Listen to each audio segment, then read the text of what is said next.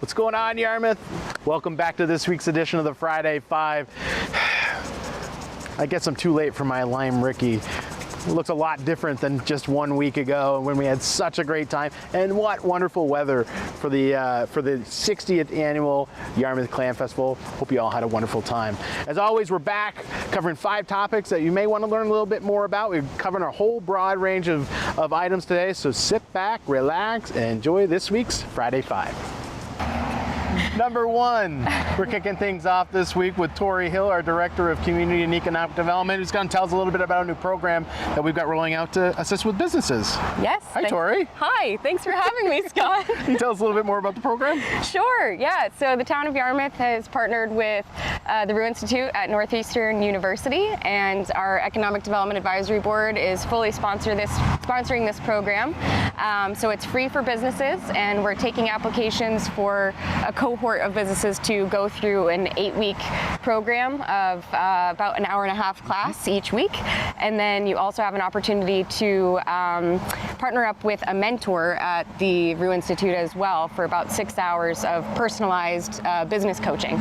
So this program is really designed to help you scale your business, improve efficiencies using technology and AI, boost your customer base, and it's really tailored to what you want for your business to grow, which is super exciting. It's amazing. So the program is called Venture Forward. Yep. This is really, I think, first of maybe a few collaborations that we're going to have with the Rue Institute. We're really lucky to have them in the neighborhood, and we're really lucky to have a lot of them who live here in town and really sort of are excited about sort of growth opportunities and helping businesses advance maybe to the next stage. Absolutely, yeah. So how can people, if you're interested, or if you know somebody who owns a business who may be interested in this program, how can people get in touch with you? Sure, yeah. So we have links on the website to apply, and there's also an info session that I'm happy to send out if anyone wants to send me an email, but we're accepting applications through August 8th. So please apply. It's a very quick application, and we're excited. So I'll make sure to put Tori's information down below. If you have any questions, reach out to her directly. It's really a really interesting opportunity for some free technical assistance, and maybe learn a thing or two and have businesses thrive here in Yarmouth. So Tori, thanks so much for joining us, and we're going to go on to item number 2. Number 2, for those of you who might have walked the Beth Condon pathway up towards the Clam Festival last week, you might have noticed there's a little bit of a change here at the, not tennis courts, but you tell us more, Karen. Yeah, it's a general court complex. It was tennis and pickleball when it needed to be renovated. They were built in 1974. Things were not accessible. You could not even get a tennis bag in these courts anymore. So yes, this is the binder coat for the pavement. I can't see, I'm sorry. It's a beautiful day to be outside. It is, for sure. In the next couple weeks, we will have the finished coat of pavement, and then painting, and then new fencing. Yep. It will be tennis and pickleball courts again. So 2 tennis courts, 4 pickleball courts, and it'll be ready to go as soon as we start posting about it, and it'll come your way soon. Hopefully mid-September it'll be ready and all done in August, and just a couple weeks to cure. That's amazing. Yeah. Now, this is part of a larger Royal River Park complex rehab. Can you tell us a little bit about that timeline and how this fits into that? Yes, thank you. So it's part of the Royal River Park improvements. 50% of that project, as you know, is funded by offshore drilling fees and monies collected. So we're paying 50% for new courts and a new park. So very excited to get everything up and going. The Royal River Park project from here beyond will be put out to bid in the next couple of weeks. Yeah. And hopefully by the end of 2026 or spring of 2027, everything will be back to normal and ready to use. So. Amazing. So obviously we'll talk more about that in future Friday 5. There's going to be a lot more to talk about, but really exciting stuff, long time in the making, and again, great opportunity to leverage some federal grants and make some improvements here locally. So Karen, thanks for joining us this week, and we're going to go on to item number 3.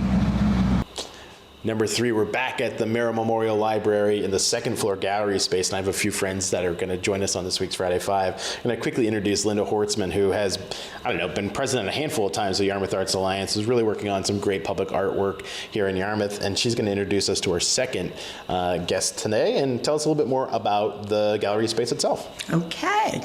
Well, we're very pleased to have you both here and to know that this gallery is being run by Yarmouth Arts Alliance, which is a nonprofit here in Yarmouth.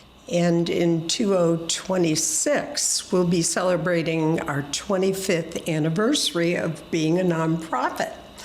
The gallery space is run by a group of artists who are part of Yarmouth Arts Alliance.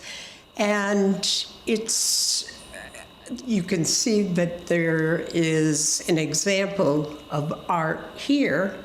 And the exhibit that we want to talk about today is an exhibit of the work of Carol Bass, who passed away last July 31st.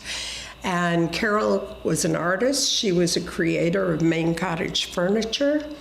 And for me, she was a friend, and as well as Bob, her partner.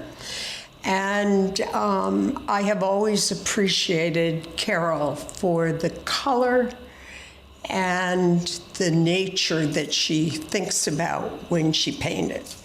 And so I'd like to turn this over to Bob Newton, who was Carol's partner for many, many years, and he will tell you a little bit about her art and what we see here. That's a hard thing to kind of conjure up in short times when you say a little bit about her art. Her art was not all-consuming, but it was her life. She painted to live, and she lived to paint. And she was, well, you see this maybe in some of the, she started out as a pretty conventional painter, and that's one of the things we're kind of trying to highlight in the show, how she started out as a young mother in Wilton, Maine, fresh out of South Carolina where she grew up. And she came up and married a man who she was with for a number of years and for all of her children. And she painted some conventional kinds of things in Wilton. We have some examples that are terrific.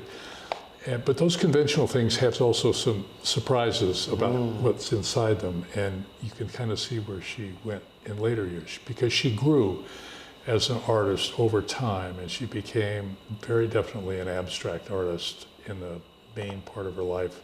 A lot of the things you see in this show are abstract pieces that she did in South Carolina.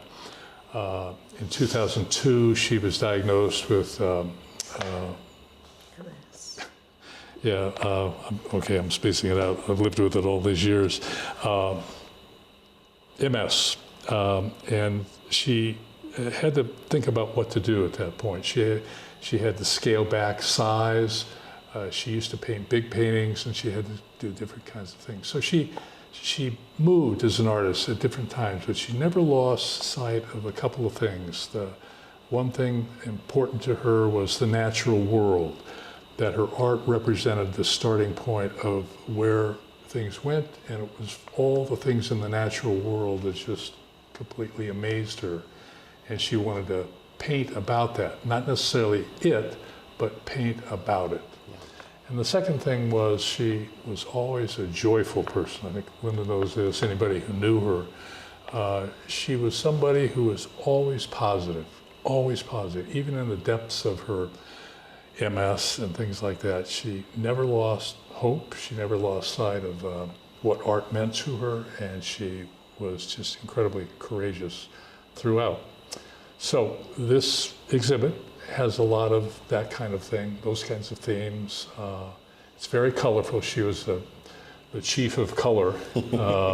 She even wrote a book about color, and she knew it well, and she knew how to handle it.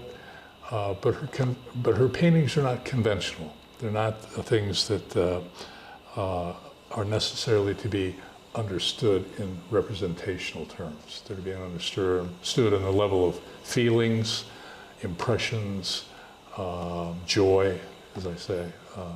So that's what we've tried to highlight. That's amazing. And that's what's here. One of the unique offerings for this particular showing is that some of the proceeds are going to be sort of returned back to Yarmouth. Can you tell us a little bit about that? Yeah, we a couple of things. What started this was I had a conversation with Heidi, and I had a big painting of hers that I've always thought over the time that I've had it that it was too narrowly owned. And I said, boy, if we could get that into a public space someplace. And of course, the first place I thought about was the library. And because there are other artists here, Chip Chadbourne being one, who's a notable person. I knew Chip and knew what he did while he was here.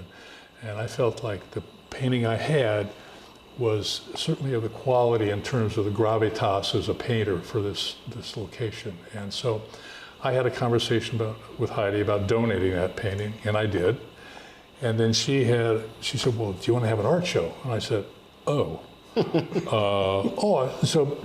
I respect that because we knew about the monthly shows, and then it kind of got like, oh, we want to do it for 3 months, and and so I had to get busy. I had to frame a bunch of things, and I couldn't afford the framing, so I did it myself. All these things in here are, so I had to be busy over the winter to do all that.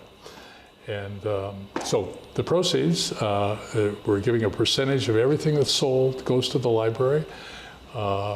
We've had one fabulous donation from Rebecca and Nelson Mead, who are former residents of Yarmouth, a sculpture called the Fish House. And we'll point it out if we walk around to it. Yeah.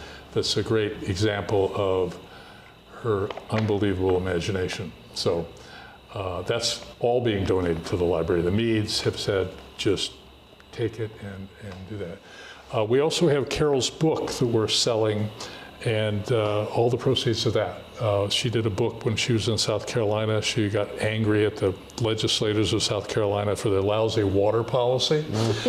She would do these things periodically, so she did a book called The Ripple Effect, and she got artists and all kinds of people, poets, poet laureates, writers of all kinds, and she got information together about water and how we appreciate or don't appreciate water and how water impacts our lives. So that book we've got at the library, and we're selling them for $10 a volume. Their list price is $35, but all that $10 that's going to go out to the library. Yeah. Well, we thank you so much for your generosity. And again, throughout the summertime, right, what's better than having some pops of color here and imagination and joy? So it's always a good opportunity to spread that. So Bob, Linda, thank you so much for joining us this week, and hopefully we'll see you at the second floor gallery. Great. Yeah. Awesome. All right, with that, we're going to go on to the next item.